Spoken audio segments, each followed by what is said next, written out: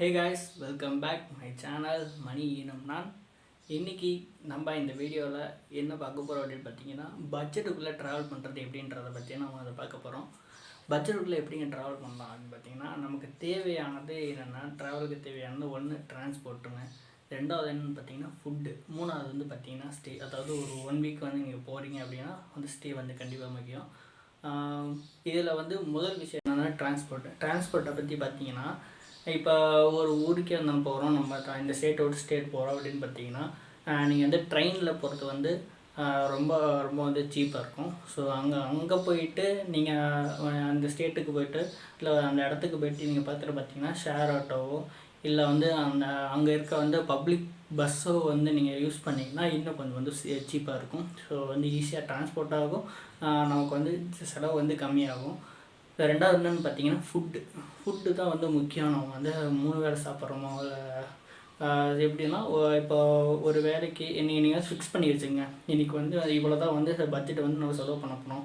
நம்மளோட பட்ஜெட்டு ரூமுக்கு, சாப்பாட்டுக்கு, ட்ராவலுக்கு, என்ட்ரி ஃபீஸு எல்லாமே சேர்த்து வந்து இன்றைக்கி வந்து 500 ரூபா தான் நமக்கு வந்து பட்ஜெட்டு அப்படின்னு சொல்லி வந்து ஃபிக்ஸ் பண்ணி வச்சுக்கோங்க. ஸோ ஃபிக்ஸ் பண்ணுறதுல ஃபுட்டு வந்து ஒரு வேலைக்கு ஒரு 100 ரூபா 100 ருபீஸ் வந்து ஒரு நீங்கள் எவ்வளோ வேலை சாப்பிட்றீங்க, 3 வேலை சாப்பிட்டாலும் 300 ரூபா அப்படின்னு சொல்லி ஃபிக்ஸ் பண்ணி வச்சுட்டு அதுக்கு தகுந்த மாதிரி ஒரு இடத்துக்கு போய் வந்து நீங்கள் வந்து சாப்பிடணும்.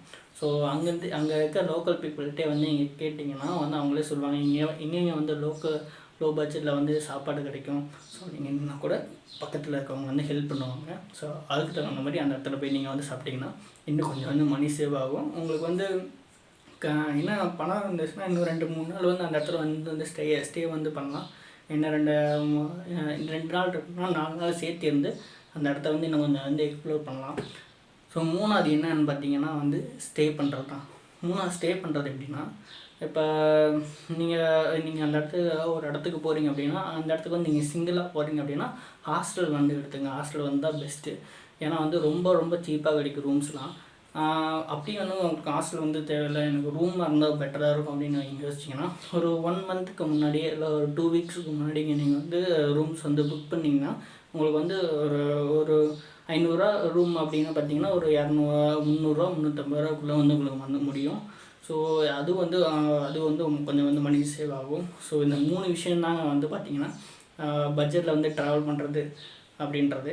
ஸோ இந்த வீடியோ வந்து எப்படி இருக்குது அப்படின்னு பார்த்தீங்கன்னா வீடியோ எப்படி இருந்ததுன்னு சொல்லி கீழே வந்து கமெண்ட் பண்ணுங்கள். வேறு எதாவது விட்டுருந்தாலும் கீழே வந்து கமெண்ட் பண்ணுங்கள். ஓகே, இந்த வீடியோ வந்து உங்களுக்கு பிடிச்சதுன்னா மறக்காமல் லைக் பண்ணுங்கள், நம்ம சேனலை மறக்காமல் சப்ஸ்கிரைப் பண்ணி பெல் ஐக்கானை கிளிக் பண்ணி வச்சுக்கோங்க.